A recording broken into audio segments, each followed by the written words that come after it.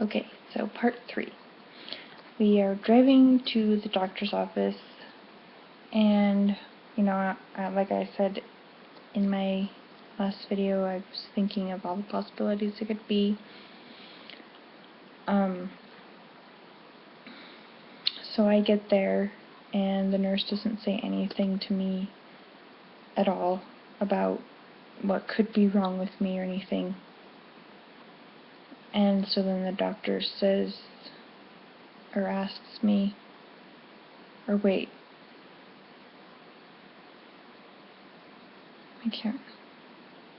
I think maybe the nurse does say something to me.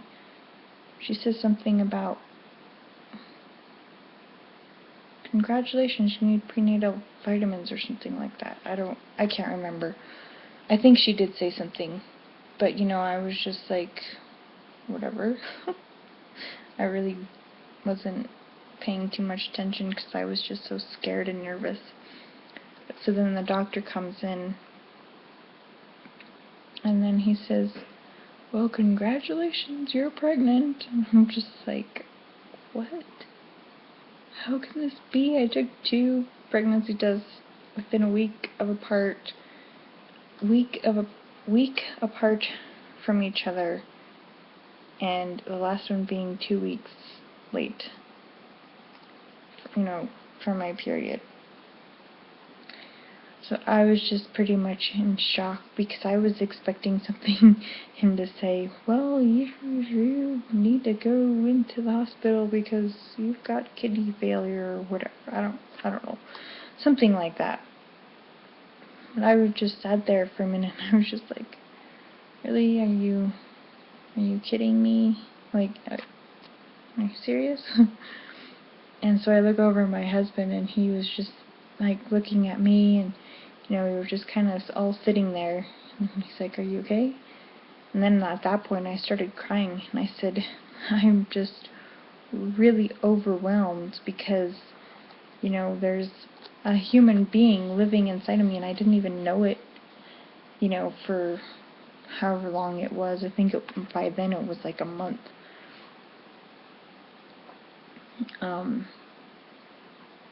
So, I was just like, I was really overwhelmed, not taking prenatal vitamins, not taking care of myself. But then again, I really couldn't because I was sick most of the time. And, and we had lived in a 1-bedroom apartment then, and, we weren't really ready to have a baby then, and, not that anybody's really ready anyways, but we were just like, we were just both really shocked. And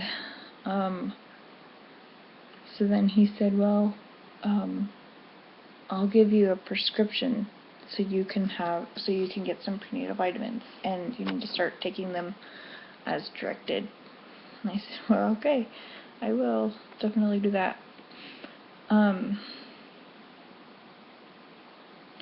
So then we were trying to think, I knew from the very beginning that I wanted to have a natural birth, and obviously not a home birth, since we lived in an apartment. That probably wouldn't have gone over very well since it was so tiny. But before Jacob was born, we actually moved to a 2-bedroom apartment, but I would still feel really weird with all the neighbors around us, downstairs and then on each side of us pretty much. I would just feel really weird and not very comfortable. So I knew I wanted to have a natural birth, so I looked into birthing centers in our location, but we didn't have anywhere that was fairly close. I think the closest one was an hour away, and I didn't feel comfortable doing that. So I checked to see if hospitals would do anything like that. And I wanted a water birth too. I remember that. I wanted a natural water birth. So I checked the hospitals to see if any of them would do a water birth or anything like that. And there was one that said you can labor in the water, but right before you have the baby, you have to get out. It's because you can't birth in the water. So then I was like, don't think that's a good option, because I don't think there's any way I can get out if I'm, ready to have the baby. So I didn't even have that as an option. So then I looked at the different midwives in our area, and there weren't very many midwives in our area. So I think there's only 3 different ones, maybe even 2. I don't remember. But the first one that I looked at was mine, obviously. And so, we went to interview with her, and right away I liked her from the very beginning. She just, she was such a nice person, and, she pretty much knew all of my questions that I was going to ask even before I asked them. She pretty much had said, this is what I do, this is how I do it, and stuff like that. So that pretty much, what she had said pretty much answered all of my questions anyways. And she's just a very, very likable woman, and she's so sweet and kind, and so I knew that's the midwife that I wanted to have during my labor and delivery. So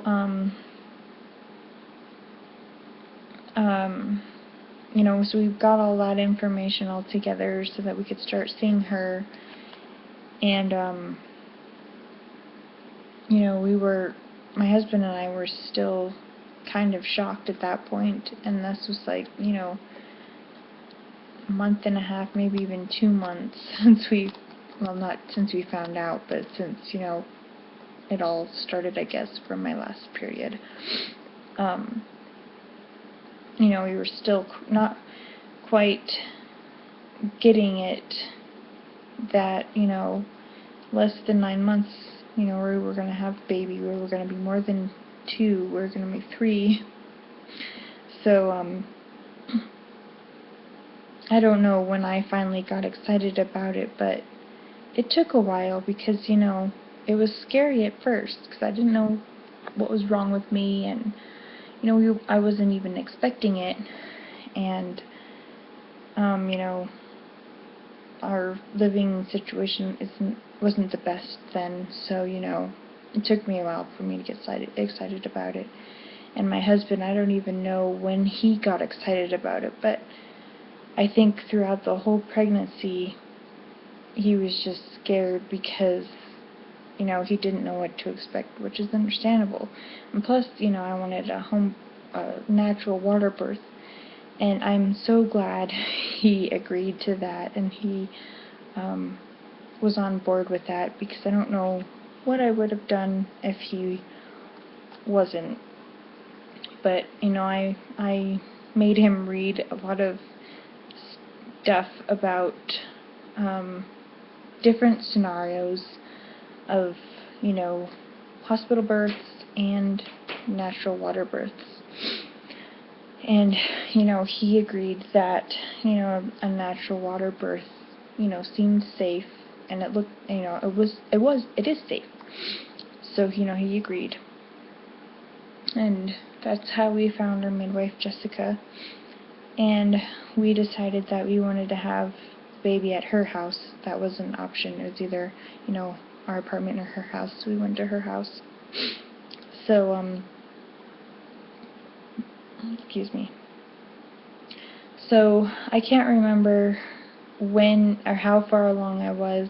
I know I was past 10 weeks when we first saw her, because I did have an ultrasound done when I first found out. I think it was like maybe 4 or 5 days after I found out I was pregnant, I had an ultrasound, and the ultrasound lady said I was 10 weeks and 2 days, I think. Okay, I'm gonna stop this and do part 4.